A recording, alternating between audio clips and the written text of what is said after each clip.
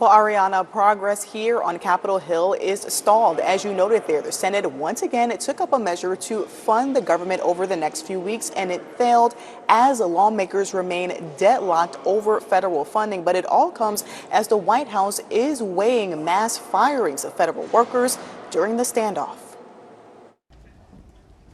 The White House says layoffs of some federal workers are needed as the government shutdown continues. Nobody wants to do that, but sometimes in government you have to make tough decisions. The Trump administration is also targeting some Democratic-led cities and states during the shutdown. Earlier this week, the White House put a hold on $18 billion in funding for transit projects in New York.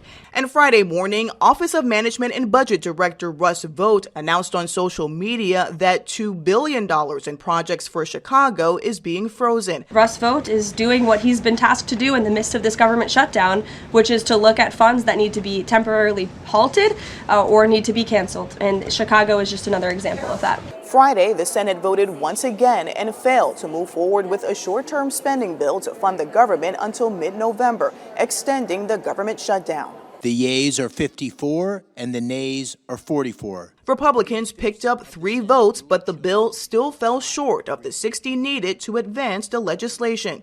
Most Democrats are holding out for an extension of Affordable Care Act subsidies and a rollback of cuts to Medicaid. I'm confident that it is a righteous fight to keep health care premiums from going up for tens of millions of families. Senate Majority Leader John Thune says discussions are underway with some Democrats to vote for the bill. I don't know how many times you're going to give them a chance to vote no, and hopefully over the weekend they'll have a chance to think about it. The next vote is not expected until Monday, which would be day 6 of the shutdown.